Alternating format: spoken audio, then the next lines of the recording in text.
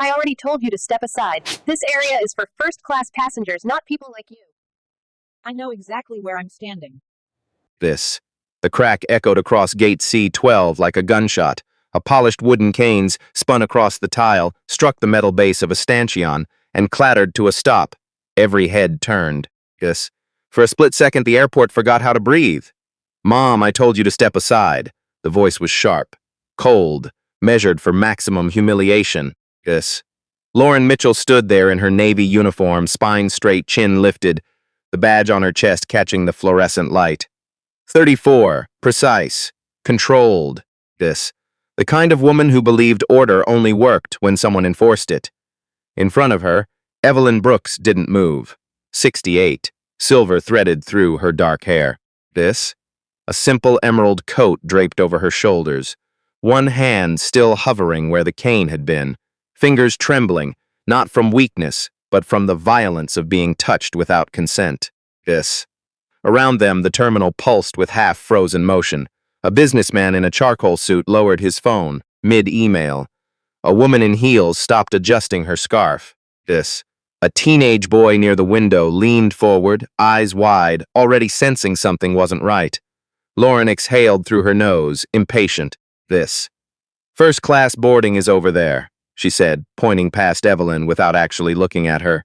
"You're holding up the line. Not you might be mistaken. Not let me help you. This. You don't belong here." The message landed heavier than the words. A murmur rippled through the crowd. "Quiet. Careful. No one stepping forward." "Not yet." Evelyn slowly lowered her gaze to the floor. This. The cane lay just beyond her reach. She bent, deliberate, controlled, her joints stiff but her posture unbroken. When her fingers closed around the carved handle, there was something almost ceremonial about it. This. Like reclaiming more than just an object.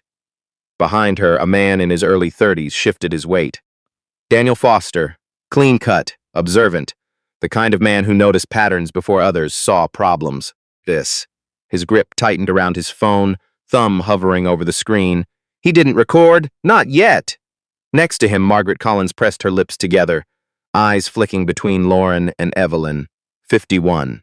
This. Lawyer, sharp mind. Strong opinions until moments like this demanded a decision she wasn't sure she was ready to make. Lauren crossed her arms. This.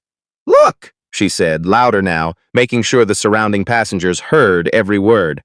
"We've had issues before. People trying to slip into first class without a valid ticket." Her eyes finally swept over Evelyn. This. "Top to bottom, assessment complete. And I'm not letting that happen today." There it was, not policy, judgment. Evelyn straightened, slowly, fully.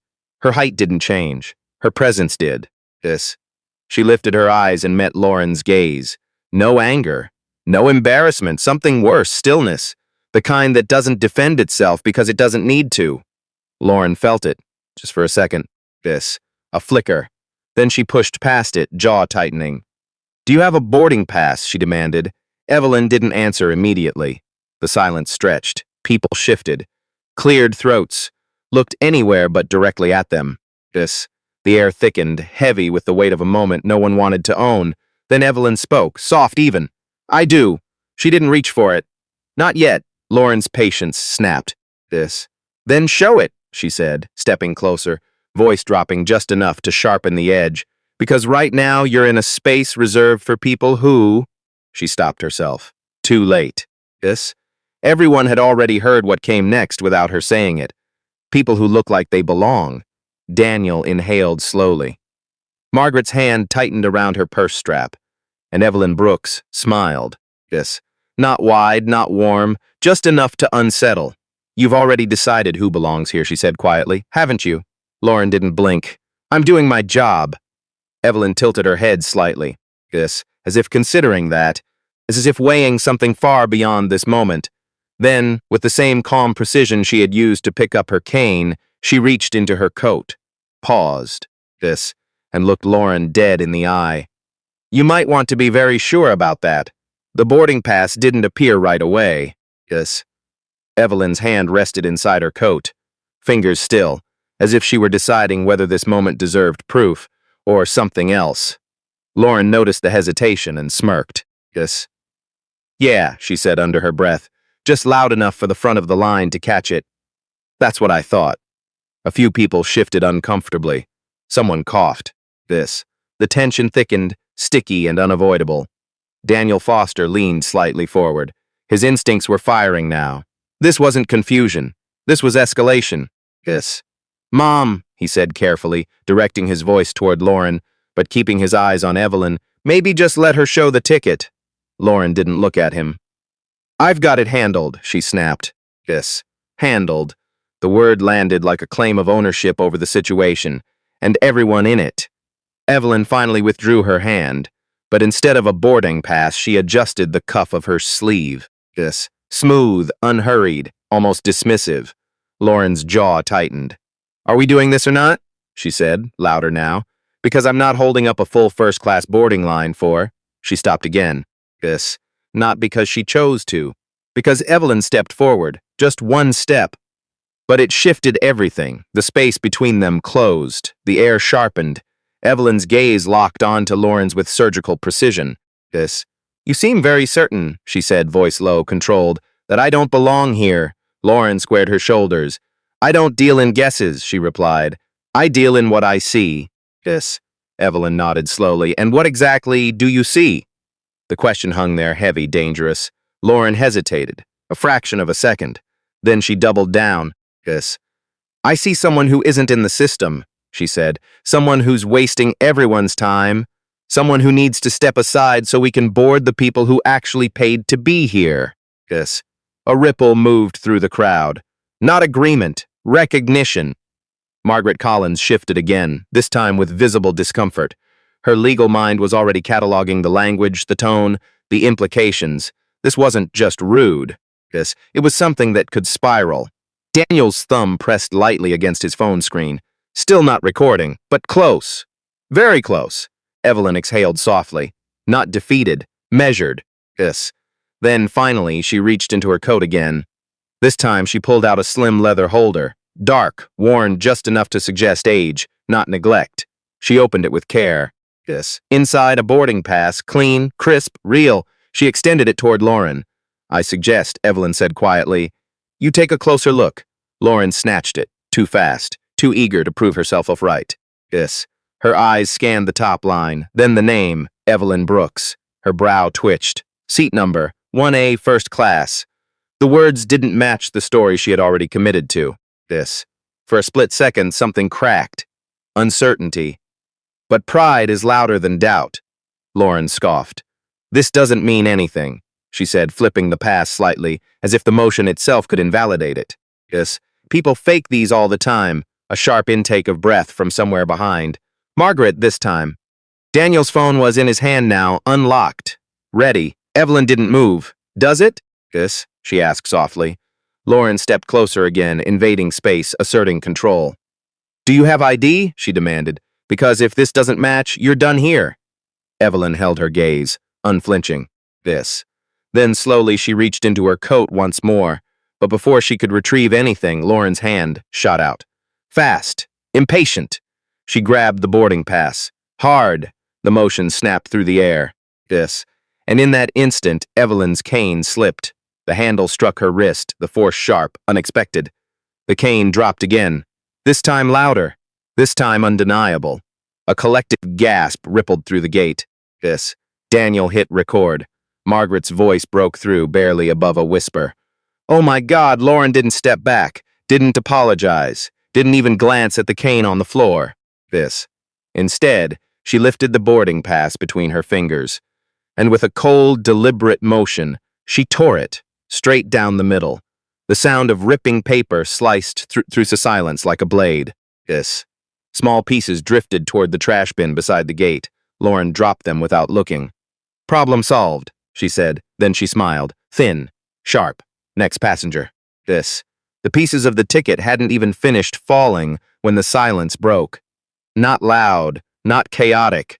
Just a sharp intake of breath rippling through the crowd like something sacred had been violated. Daniel Foster didn't hesitate this time. His phone was already up. Recording. Steady. Margaret Collins stepped forward half a pace before stopping herself, her instincts pulling her in two directions, intervene or witness this. Her lips parted, but no words came out. Lauren Mitchell brushed her hands together as if she had just cleared something insignificant from her space. Yes. Let's keep it moving, she said, already turning slightly toward the line. We're boarding first class. No one moved, not a single person, because Evelyn Brooks still hadn't. Yes. She stood there, unmoving, her cane resting on the floor beside her, the torn fragments of her ticket scattered like quiet evidence at her feet. Slowly, she looked down, not rushed. Not flustered, just deliberate. Her eyes followed the pieces, then lifted again. Back to Lauren, there was no shock left in her expression, no embarrassment, only something colder now, something final. You're going to regret that, Evelyn said. Her voice wasn't raised, it didn't need to be, it carried. Lauren let out a short, humorless laugh. Oh, I'm sure I will, she replied, folding her arms, right after I deal with the next fake boarding pass. A few nervous chuckles flickered through the crowd, then died just as quickly. Because no one actually believed that. Daniel shifted slightly, angling his camera to capture both women. His jaw tightened. He had seen confrontations before. Airports were full of them. But this felt different. This felt like a line had been crossed that couldn't be uncrossed. Margaret finally spoke. That was completely unnecessary, she said, voice controlled but firm. Lauren glanced at her, irritation flashing. Mom, if you'd like to board, I suggest you stay out of operational decisions. Operational. Margaret's eyes narrowed. That wasn't operational, she replied. That was personal. The words landed. Lauren's posture stiffened. But before she could respond, Evelyn bent down. Again, this time slower. Her hand reached for the cane, fingers wrapping around the carved wood with a steadiness that didn't match her age, but something far deeper, control. When she stood back up, she didn't immediately face Lauren. Instead, her gaze swept across the crowd, one by one. People looked away. Daniel didn't. He held her gaze for a fraction of a second through the lens of his phone, something unspoken passing between them. Not a plea, not a performance, just recognition. He lowered the phone slightly. Still recording, Evelyn turned back to Lauren. You think this is about a seat, she said quietly. Lauren tilted her head, unimpressed. It is about a seat. Evelyn shook her head once. No, she said. It's about what you decided the moment you saw me. Lauren's eyes hardened. I decided based on experience. Evelyn stepped closer. Not aggressive, not loud, but intentional. And your experience told you, she continued, that I couldn't possibly belong in first class. A beat. Lauren didn't answer, because she didn't have to. Everyone already knew. The silence filled it in for her. From the side, a voice spoke up. Hey man, you got all that? Another passenger leaned toward Daniel, nodding at the phone. Daniel didn't look away from Evelyn. Yeah, he said quietly. I got all of it. Lauren heard that. Her head snapped toward him. Sir, recording in this area is not permitted. Actually, Margaret cut in smoothly, stepping forward now, her presence sharper, more defined. In a public boarding area, there's no expectation of privacy. Lauren stared at her. Who are you? Margaret didn't flinch. Someone who knows exactly how this looks, she said. The pressure in the air shifted. Lauren felt it. For the first time, something crept in. Not fear, not yet, but awareness. This wasn't contained anymore. Evelyn watched it happen. Every flicker, every crack. Then she spoke again. Slow. Measured. You've made a serious mistake, she said. Lauren forced a smile. Then I guess I'll deal with the consequences. Evelyn held her gaze unblinking. You will. And somewhere in the distance, footsteps. Fast. Purposeful. Coming straight toward them. The footsteps didn't slow down. They cut through the noise of the terminal, sharp, deliberate, impossible to ignore. Heads turned again, this time toward the source. A tall man in a dark suit moved quickly through the crowd, his expression tight, eyes scanning the scene before he even reached it. Mid-50s. Controlled. The kind of presence that didn't ask for authority, it carried it. Robert Kingston. Regional Operations Director. And he looked like a man who already knew something had gone very, very wrong. Lauren Sohn saw him. Her posture snapped even straighter, chin lifting a fraction higher. Sir, she began, already shifting into her professional tone, there's been a situation with a passenger attempting to. Robert didn't acknowledge her. Not even a glance. He stepped past her, directly toward Evelyn. The movement alone was enough to silence what little noise remained. Lauren froze mid-sentence. Robert stopped in front of Evelyn, just close enough to speak without raising his voice. For a brief second, he studied her. Then something changed, subtle, but unmistakable. His shoulders lowered. His expression softened, and then he bowed his head. Not a nod, not a polite acknowledgement. A bow, small, controlled, but unmistakably respectful. I'm very sorry for what just happened, Robert said. The words landed like a shockwave. Lauren blinked once, twice, as if her brain needed time to catch up to what her eyes had just seen. Around them, the crowd shifted again, whispers rising, quiet, urgent, confused. Margaret's eyebrows lifted. Daniel's grip tightened on his phone. He adjusted the angle, zoomed slightly. This just got bigger. Evelyn didn't react immediately. She simply looked at Robert, measured, calm, as if this response was expected.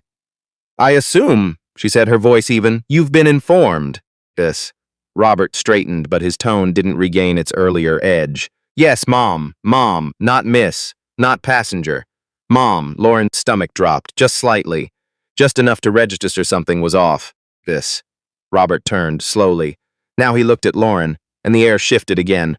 All the restraint in his expression hardened into something colder. Sharper, Ms. Mitchell, he said. Her name, precise. Controlled. Lauren swallowed, forcing confidence back into her posture. Yes, sir. I was just explaining that this individual presented a questionable boarding pass and... Stop. One word. Flat. Final. Lauren's mouth closed. Robert took a step closer to her, not aggressive, but unyielding. Did you, he asked, voice low but cutting, just destroy a passenger's valid boarding pass? Lauren's heart kicked once into her chest. Hard. She felt the eyes of the entire gate on her now. I had reason to believe, answered the question. The tone didn't rise. It didn't need to. Yes, she said. Barely. Robert held her gaze for a long second. Then he exhaled, not frustration, something heavier, disappointment. You didn't verify it through the system, he said. It wasn't a question. Lauren hesitated. No, sir. You didn't call a supervisor. No, sir.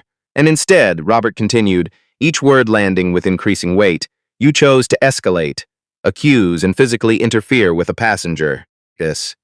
Lauren's throat tightened. I was following protocol. No, Robert said. Sharp, immediate. You weren't. Silence slammed back into place. Because now this wasn't a misunderstanding. This was exposure. Robert turned slightly, gesturing toward the floor where the torn pieces still lay. Do you understand what you've done? Lauren followed his gaze. For the first time, really looking at the fragments. They didn't look small anymore. They looked irreversible. She opened her mouth.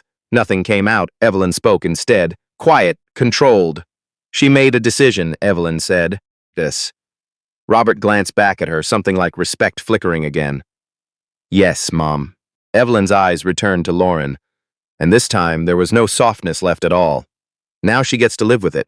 The words didn't echo. They settled. Heavy. Permanent. Lauren felt it. In her chest, in her throat. In the sudden, suffocating awareness that whatever this was, it was no longer under her control. And she still didn't understand why. Lauren felt it before she understood it, that subtle shift in the air. The way people weren't just watching anymore, they were judging. Her control was slipping. And she could feel it. I think this is being blown out of proportion, she said, forcing her voice to stay steady. With all due respect, sir, I was protecting the integrity of first-class boarding. The words sounded weaker out loud. Even to her, Robert didn't respond immediately. He just looked at her. Long enough for the silence to become unbearable. Then he turned back to Evelyn. Mom, he said carefully, would you like us to reissue your boarding pass right away? Evelyn didn't answer.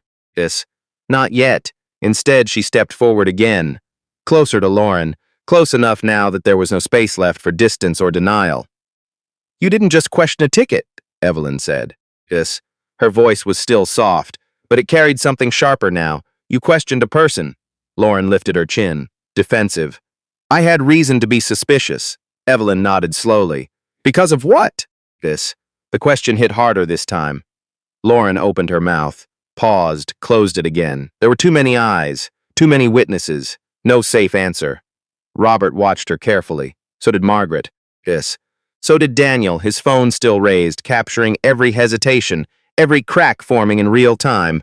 Lauren felt cornered, and cornered people don't always choose wisely. It's not about race, she said quickly. Yes. It's about patterns, experience. You see enough situations, you learn who what. Margaret cut in. Her voice was sharper now, no longer cautious. Who belongs? She pressed. Lauren turned toward her, irritation flaring. This. Mom, I suggest you stay out of this. I suggest you stop digging, Margaret replied evenly. Because every word you're saying is making this worse. A low murmur spread again. This. Agreement this time. Lauren felt it, her control cracking further. She turned back to Robert, grasping for authority. Sir, I've worked this airline for over 10 years, she said. I know what I'm doing. This. I know how to spot problems before they escalate. Robert's expression didn't change. That's exactly the problem, he said. The words landed like a verdict. Lauren blinked. What does that mean? This. It means, Robert continued, you stopped verifying facts and started trusting assumptions. Evelyn watched quietly, unmoved. Then she reached down and picked up one of the torn pieces of her boarding pass. This, just a fragment. Seat number still visible. 1A. She held it between her fingers for a moment, then let it fall. Tell me something, Evelyn said, her gaze returning to Lauren. This. If I looked different, would we be standing here right now? Lauren's chest tightened. No. The answer slipped out too fast. Too honest. Too late to take back. The crowd reacted immediately. This. A sharp intake of breath. A few whispers. Daniel didn't move, but his eyes narrowed slightly behind the phone. Margaret closed her eyes briefly. There it was, said out loud. This. Lauren realized what she'd just admitted. Her face flushed. That's not what I meant it is, Evelyn said. Still calm, still controlled, but now undeniable. Robert stepped in. This. Mitchell, he said, voice firm, I'm going to need you to step aside. Lauren didn't move. Not at first. Her pride was still fighting, still searching for a way out. This. I was doing my job, she repeated, weaker now. Robert held her gaze. No, he said again. You weren't. This time there was no room left to argue. Lauren stepped back. This. One step. Small. But it felt like falling. Evelyn watched her, not with satisfaction, not with anger, with something heavier. Disappointment. You said you were protecting standards, Evelyn said quietly. This. But what you were really protecting was your own bias. Lauren looked down for the first time. She couldn't hold eye contact anymore. The silence stretched again. But this time it wasn't tense. It was final. Robert turned slightly, already reaching for his phone. We're escalating this, he said. And just like that, this stopped being an incident and became a case. The call didn't take long. Robert stepped a few feet away, his voice low, controlled, but urgent enough that the tone alone carried weight. Names were mentioned. Codes.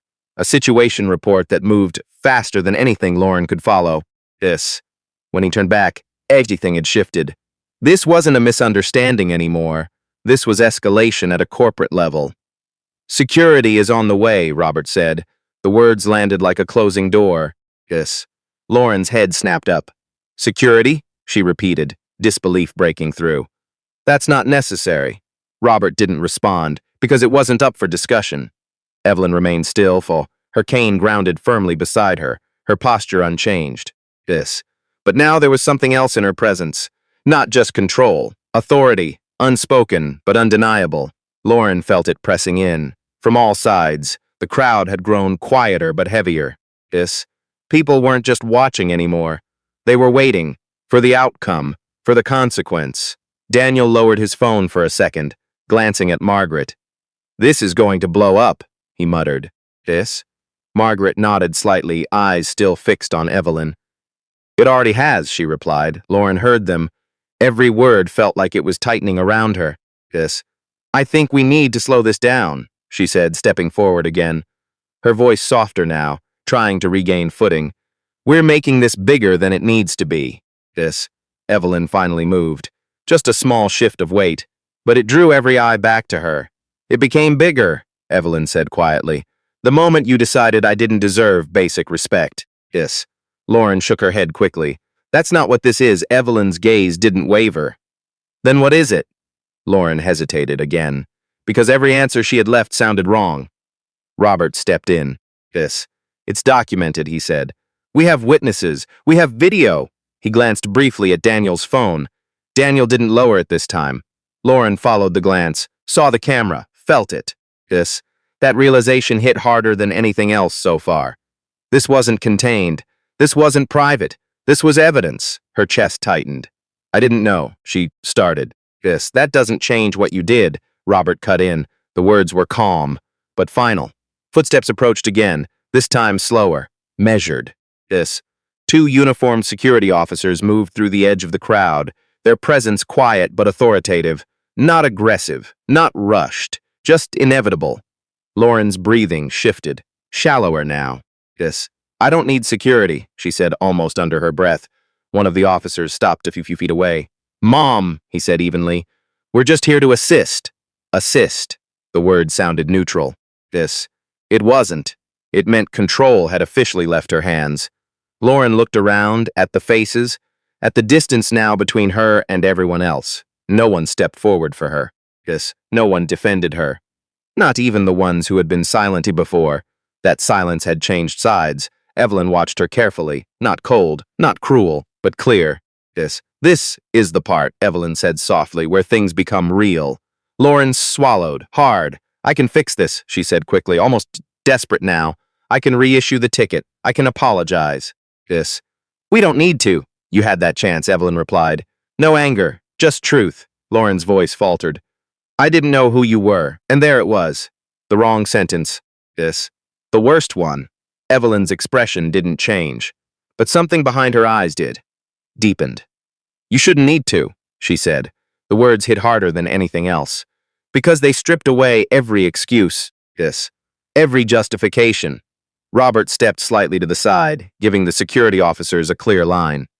Ms. Mitchell, he said, I'm going to ask you to come with them.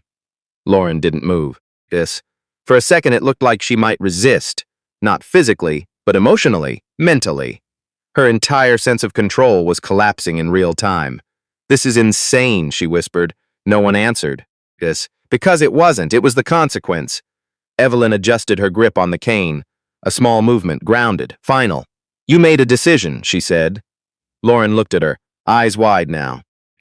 Unsteady. Evelyn held her gaze. And now, she finished, you're walking into the result of it. The officer stepped forward, and this time, Lauren didn't argue. She just nodded once. Barely, and took the first step. The walk felt longer than it was. Lauren Mitchell had walked this terminal 1,000 times before. Confident. In control. The one people stepped aside for. Now every step felt exposed. Every pair of eyes followed her, not with respect. With judgment. The two security officers didn't touch her. They didn't need to.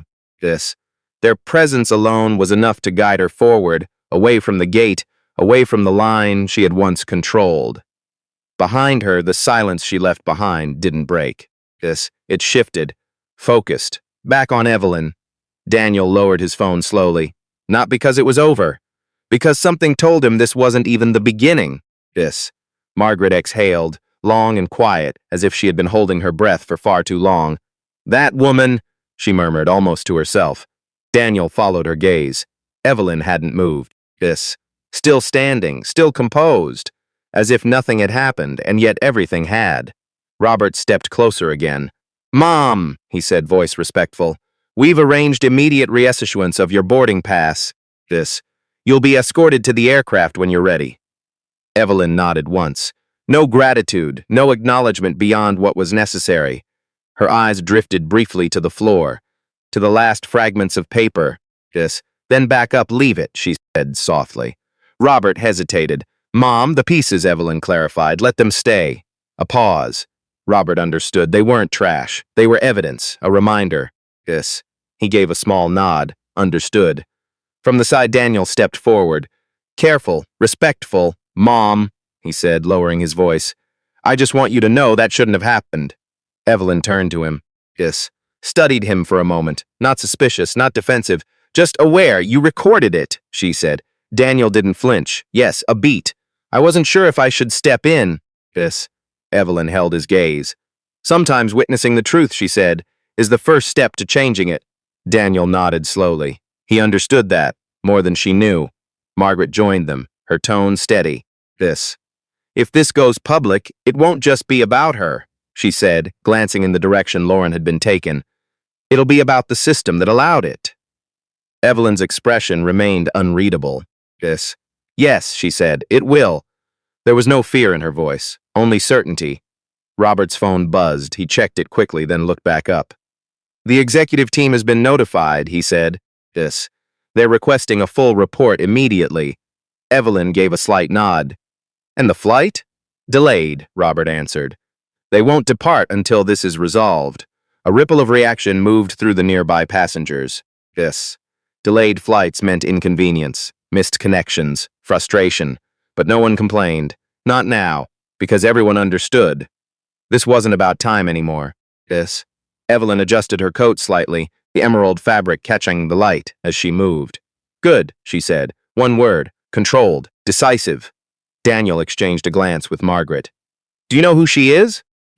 He whispered. Margaret shook her head slowly. No, she said, but I'm starting to think we're about to find out. Across the terminal, beyond the glass walls, planes moved slowly across the runway. Massive, powerful, controlled by systems most people never saw. Just like this moment, just like the woman standing in front of them. Evelyn Brooks, calm, unshaken. And completely in control of something far bigger than anyone here had realized. Robert stepped slightly closer again.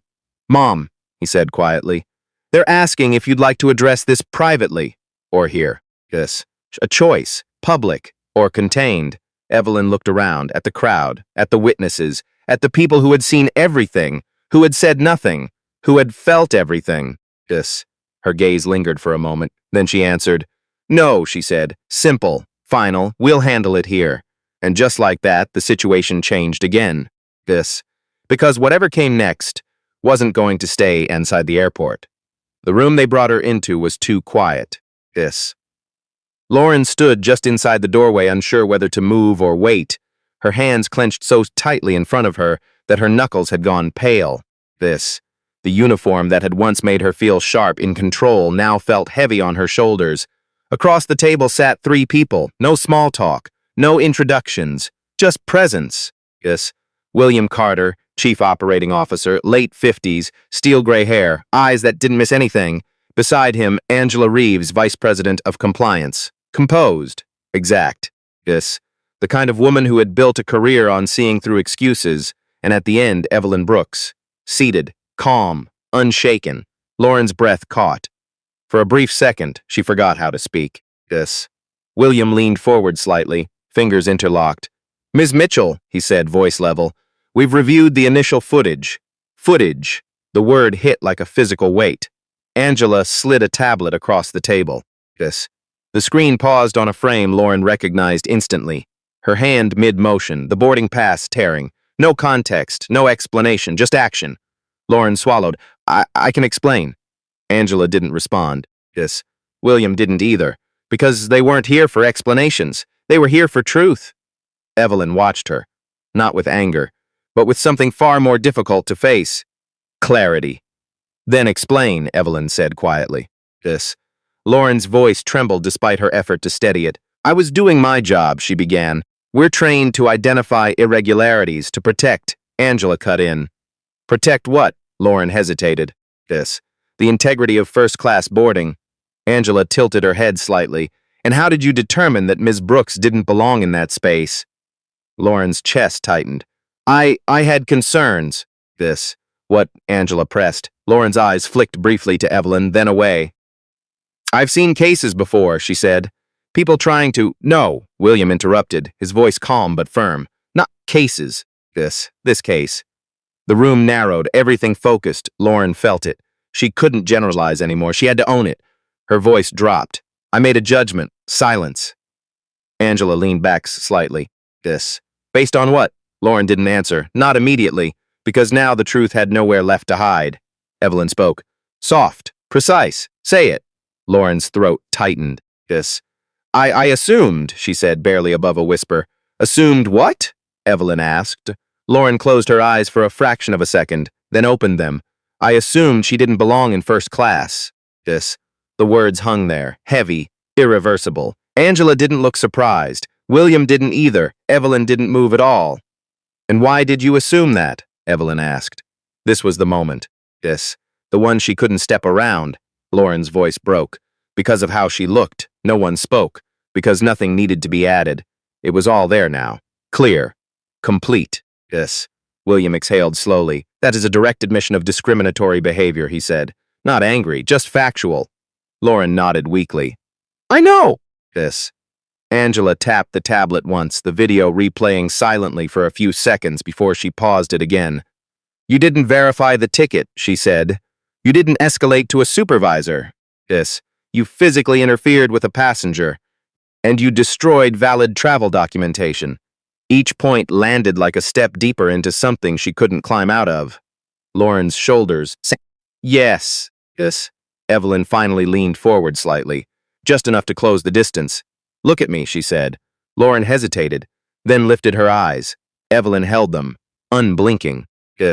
Would you be sitting here right now? Evelyn asked. If I were not who I am? Lauren's breath caught.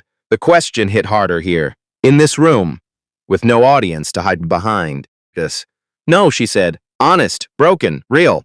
Evelyn nodded once, not satisfied, but acknowledged. That's the problem, she said. The room fell silent again. But this silence was different. Not tension, not fear. Something heavier. Something that demanded consequence. William straightened slightly. The board will make a formal decision, he said. Angela closed the tablet. But understand this, she added. This isn't just about policy anymore. Lauren looked between them, then back at Evelyn, and for the first time she truly understood. This wasn't about a mistake. It was about who she had been, and what that had cost. The silence didn't break. It settled heavy, deliberate, like a verdict waiting to be spoken. Lauren stood there, shoulders lowered now, the last fragments of her authority gone. No uniform could shield her here, no title, no routine, just her.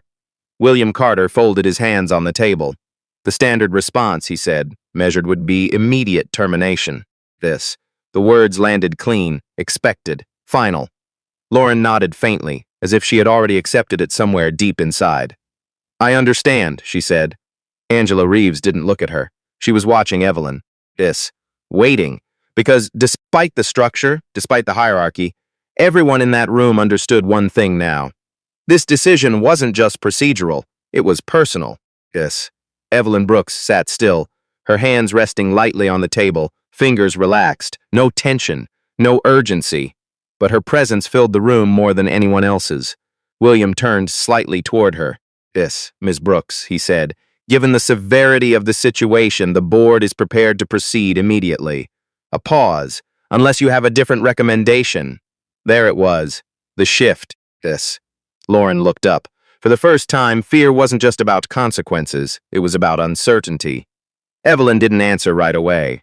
She studied Lauren, not her uniform, not her posture. Her as if she were looking past the moment into something deeper, something harder to define. Lauren couldn't hold the gaze. Her eyes dropped again. I was wrong, she said quietly. Not just in what I did, but in how I think. No one interrupted. Because this wasn't for them. I thought I was professional, she continued, voice unsteady but honest. Fair. But I see now I only treated people well when they fit what I expected.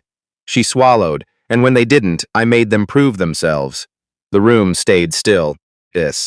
Angela's expression shifted slightly, not softer, but attentive. Lauren looked at Evelyn again. I don't expect forgiveness, she said, and I know I don't deserve another chance. The words weren't dramatic. They were exhausted. Real. Evelyn listened, every word. Then she leaned back slightly in her chair. A small movement, but it carried weight.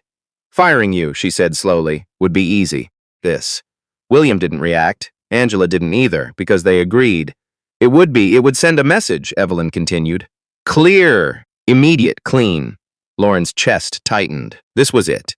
But it wouldn't fix anything. That changed the room. Subtle, but undeniable. William's eyes narrowed slightly. Angela tilted her head. Lauren blinked, confused. Evelyn's gaze never left her.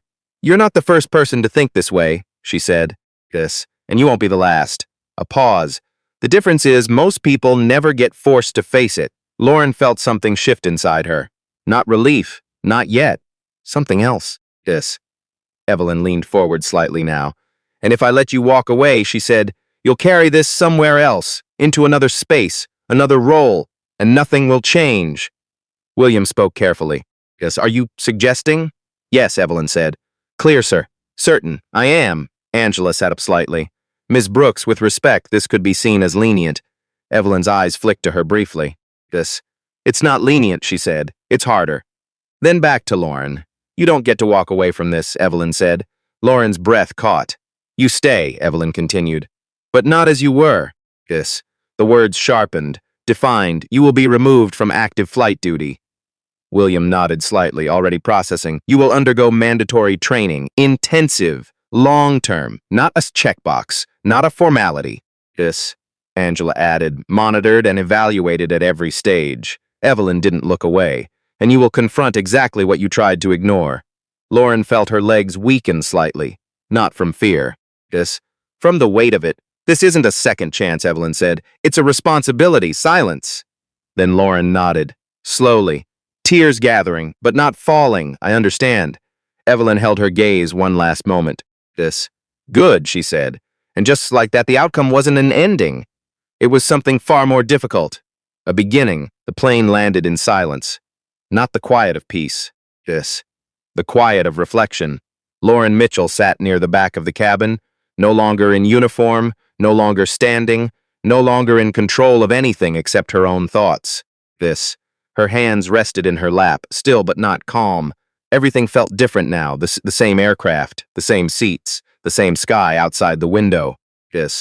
But she wasn't the same person who had walked through Gate C-12 just hours before. Up front, Evelyn Brooks remained composed, as she had been from the beginning. No celebration. No satisfaction. Just presence. The kind that didn't need to prove anything. Passengers gathered their belongings slowly. Conversations were quieter. Eyes met, then looked away. Each person carrying something unseen with them. Daniel Foster stood in the aisle for a moment before stepping forward. He glanced once toward Evelyn, then down at his phone. The video was still there, unedited, unfiltered. He didn't smile.